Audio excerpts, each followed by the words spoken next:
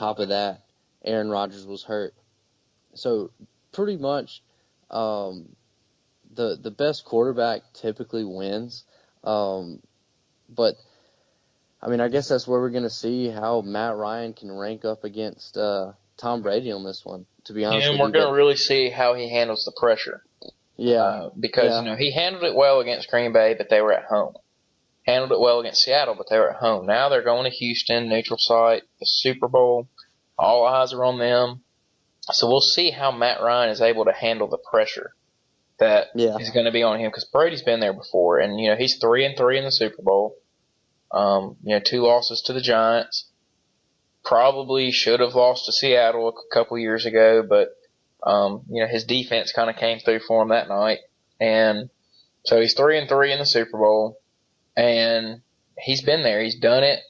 Matt Ryan hasn't, so we're going to really see how he's able to handle the pressure of the game. We're going to see how the Falcons are able to handle the pressure, because New England's been there. It's only been 2 years since they've been there. So we're going to see how the Falcons are able to handle the pressure of being in a game of this magnitude.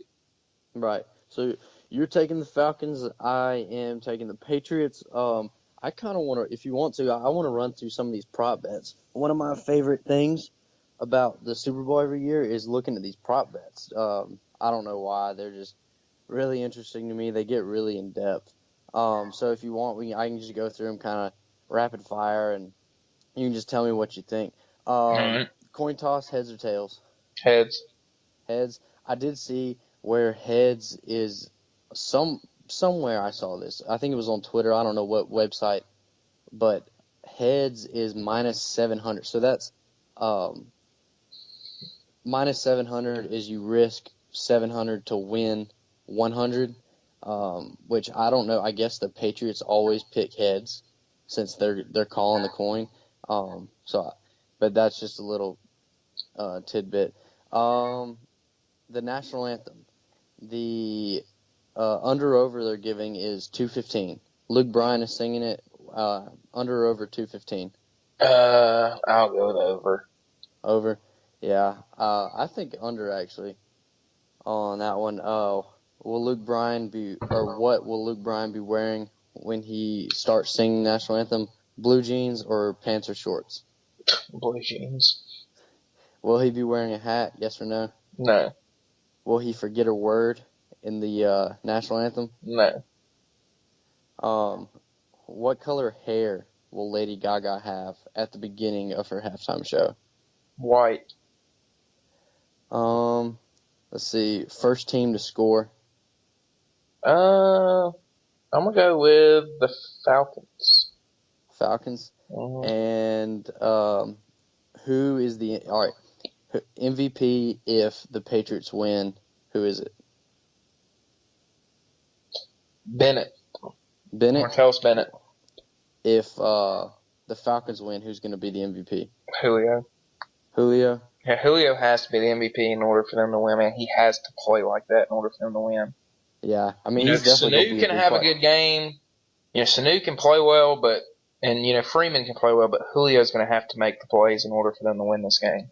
Is his foot, is he 100% from that injury? He won't be 100%. He wasn't even 100% against the Packers. That's what makes what he's been doing amazing. He ain't been 100% all year. So, yeah. He had just come off an injury when he went for 300 against Carolina. Yeah. He's got a high pain tolerance. But the last one I want to do is probably one of the most fun ones to me. What color will the Gatorade bath be? Clear, green, yellow, orange, red, blue, or purple? Blue. See, I always think of like a orange. I don't know why. Whenever I think of Gatorade bath, I think of orange. But I mean, that's pretty much all the fun prop bets that I see. The other ones are pretty standard. With obviously they have some cross bets too, but I think this is going to be a really it's going to be a really fun game, man. I'm really looking forward to this one.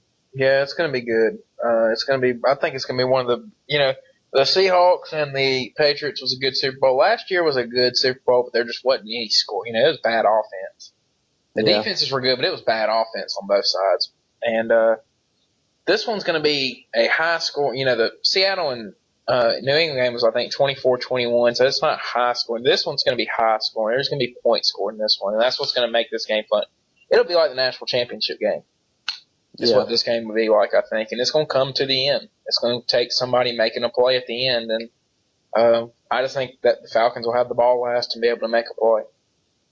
Yeah. But yeah, it's going to be really, really fun. Real quick, I want to talk just a little bit of college basketball with you.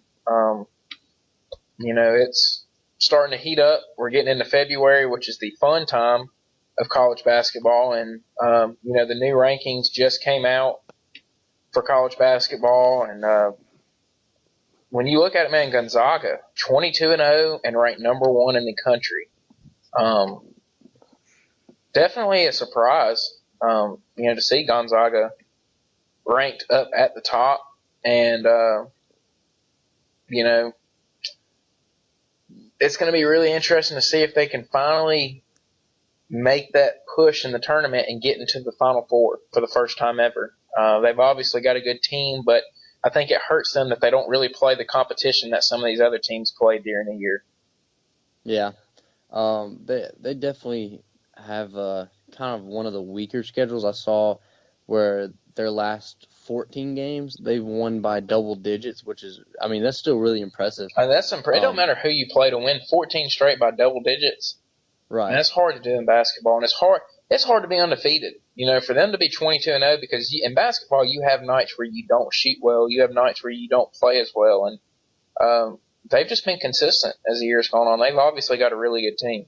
Yeah, I mean that's really good for them, but I mean you got just it's kind of special for those kids, especially you have guys or you have teams like Kentucky, Duke, North Carolina, a bunch of other teams that are good year in year out, and I think that one of the things that's kind of I feel like kind of leveled out the playing field almost is all the big name major conference schools have guys who go who are only there for like a year or two maybe, and then you got guys from Gonzaga who and all these other mid-major teams that are really good, the Creightons, the Xaviers, Gonzagas, places like that, that they got guys that stay the whole 4 years, and I think that kind of sort of levels the playing field almost, because I mean, you got the guys from Kentucky who stay 1 year and they're not really as experienced. They come out and I mean they're obviously good. It's just a raw talent basically. And then you got guys like at Gonzaga where they have a system, and the guys who have been there for so long, the 4-year starters, 3-year starters, those guys know the system and how they run it, and it's really effective to them. And I kind of like that about college basketball. It really gives a chance for these smaller schools who pretty much only rely on basketball their entire season. Like they're not really good at football or baseball or really anything else, but they're good at basketball, and it gives them a chance to get their names out there and compete with a lot of other of these schools. Yeah, I'm not a huge fan of the one and done thing, just because to me, you don't see any really rookies in the NBA that just dominate. In baseball, you can see a rookie come up and just play well, and a Mike Trout, a Bryce Harper, a guy like that. You don't see that in the NBA just because they go before they're ready. None of them are ever really ready to go to the NBA level yet and play. And so I don't like it for that reason. I also don't like it because, to me, it takes away from some of these rivalries. Like Duke and North Carolina, player-wise, is not as big of a rivalry as it used to be. The hatred isn't there between the players. It definitely is between the fans, but it's not between the players the way that it used to be when you go back and watch some of the games where they used to get bloody and they got after each other, and you just don't really see that as much anymore. And so to me, I don't like it for that reason. But I mean, you are right. It helps there be more of a diversity in college basketball, and it's fun to see some of these smaller schools get up there. Butler ranked 15th in the country right now. Gonzaga obviously ranked number 1. Villanova won it last year. And so you see some of these smaller schools, they're able to get up there and compete because of the one and done system. So you're right when it comes to that. It really does help. But you got to credit Gonzaga. They're playing consistent.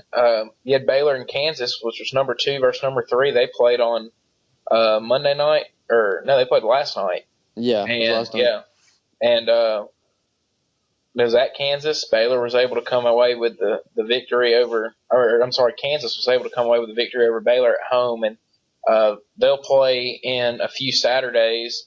They'll rematch at Baylor, so that'll be a game to watch for. I'm sure game day will probably be at Baylor that day, but you know, there's been some really, really good games. You look at the Big 12, and I have to say that the Big 12 is probably the best conference in basketball right now when you look at it. And you got Baylor sitting at number 2, Kansas number 3, and West Virginia at number 7. So, 3 of the top 10 teams are from there. And then obviously the ACC has got to be number 2. You got Louisville sitting at number 6 and Virginia sitting at number 9.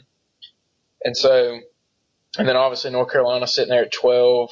Duke, to me, Duke is still a team to watch out for. Right now they're not clicking as well, but they're always a team. Coach K is not there, not coaching them, still coming off of back surgery. And so I think that once he comes back, I think Duke's going to be a team to really, they'll get hot by the time tournament rolls around this year.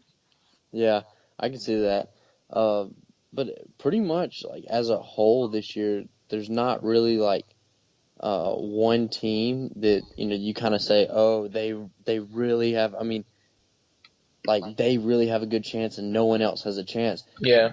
Pretty much there's probably, I don't know, 15, 16 teams that you can look at and say, wow, I can see them going the whole way. Yeah. I mean, obviously, it depends on when they get hot, if they get hot at the right time. But, I mean, they're just not like that one dominant, I mean, obviously, there's never like one team that dominates everybody else, but it seems like a lot of years there's like 3 or 4 teams that are a lot better. And, I mean, sometimes they'll that's get up. who you have your eyes on. Yeah, and they'll get upset, in the tournament sometimes. But, I mean, this year it seems like it's very, very even throughout the whole NCAA almost. Yeah, I Or at look least the forward to the top tier. tournament. I think it's going to be a very competitive tournament. Obviously Gonzaga's sitting there; they're undefeated, but Gonzaga's not playing in the ACC or in the Big 12 or even the Pac-12, and so that it's hard to tell with them. The Pac-12 is also a very good conference this year. You got Arizona sitting at number 5, UCLA, beat Kentucky earlier this year. They're sitting at number 11 at 19-3, and then Oregon sitting at number 13 at 19-3, and they beat UCLA. So. The Pac-12's also another very good conference. And then, the SEC is better this year. It's more top-heavy, I think, but it's better. You got Kentucky in the top 10. You've also got Florida up there. You've got South Carolina. And then last night we saw Arkansas whoop Alabama last night. And Arkansas is a very, very good team, if you ask me. They're at 17-5 now and has beaten some decent teams. They got killed by Oklahoma State on Saturday. But, those things kind of happened. They were able to bounce back and dominate Alabama, who had been playing well. Their only loss had been to Auburn since the Florida game. So they've been playing well. And speaking of that, you got Alabama and Auburn playing on Saturday in the rematch. Auburn was able to come away with a 20-point victory against Alabama at home. They now travel to Tuscaloosa Saturday. I know you're probably going to be there. What is something that you're going to look for in that game that, that's going to make a difference in it that you saw in the first game that did make a difference in the first game? Well, free throw shooting is a major thing. I'm gonna see if Alabama can hit some free throws, which they kind of started doing between the Auburn game and last night. In the few games that they played between those, they played a little bit better. But I want to see how Alabama handles pretty much the embarrassment that they got at Auburn. I mean that was an embarrassing loss and I think that they kind of took it to heart, which they should, they lost by 20. I don't see how anyone could be, content with that. But I mean, I also look for Auburn to come out with a lot of intensity, a lot of excitement, and ready to play. I think it's going to be a really good game. It's all. I think they announced on Tuesday that it was sold out. But yeah, I'm definitely going to try to go. I think it's going to be a great game. Yeah, I think it will be too. I think another, you bring up free throw